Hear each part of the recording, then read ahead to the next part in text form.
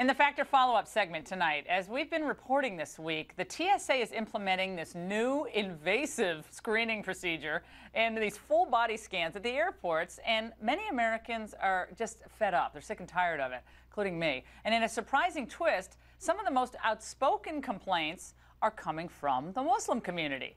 And the Council on American Islamic Relations is basically telling its followers how to opt out of some of the screening, and they also want the TSA to give special treatment to some Muslims. Here to define that special treatment is Zahra Billoo, who's a spokeswoman for CAIR, and she joins us from San Francisco. Ms. Billoo, it's good to have you on. I was looking at some of the CAIR recommendations to travelers across the United States, and here's one of the things they say to the women there. They say, well, before you're patted down, if you're a Muslim woman and you're flying, you should remind TSA officers that they're only supposed to pat down the area in question. That means your head and neck. They should not subject you to full body or partial body pat down. And you can request to pat down your own scarf and your own head and neck area. That's kind of like a self-exam, right? How does that work? I mean, it's like, well, I'm going to feel myself on my groin. I mean, I don't want to go there, but you know what I'm saying. Right, absolutely. Thanks for having me, Laura.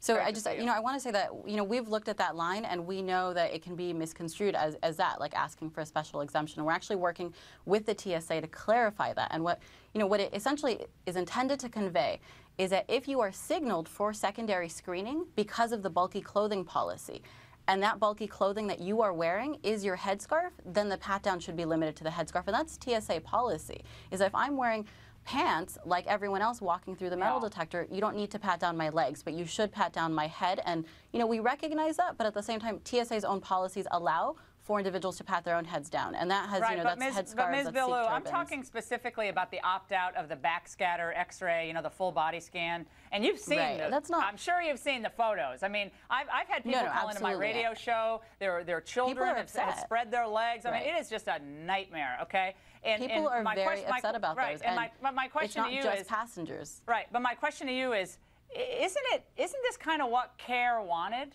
I mean, you wanted no one to be profiled, right? Nobody can be profiled, country of origin, background, ethnic. I'm just stating what CAIR, because I've had a lot of CAIR folks on my show. No profiling. Absolutely. And so now everyone is basically profiled. Everyone's subjected to these screening techniques. That was never our response. Our response was never, let's bring a security state into the airports, like let's make it a police state. It was rather that behavioral profiling is what works, and that these scanners don't do that. And CAIR isn't the only one objecting to it. You have pilots unions objecting. You have flight attendants unions.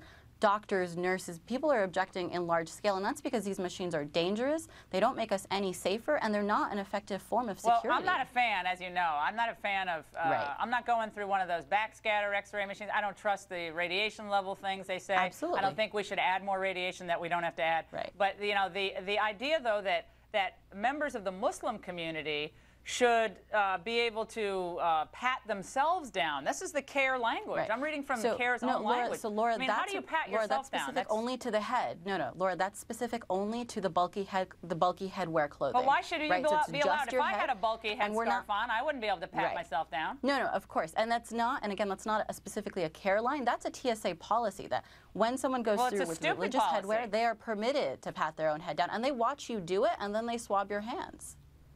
Well, okay, I have a question. This is going to seem really odd. When you go through screening and you're in your full hijab and your robe, I'm not sure what you call the thing around your neck, but you're going through TSA. Right. Do they make you take? Do you take everything off through the X-ray machine?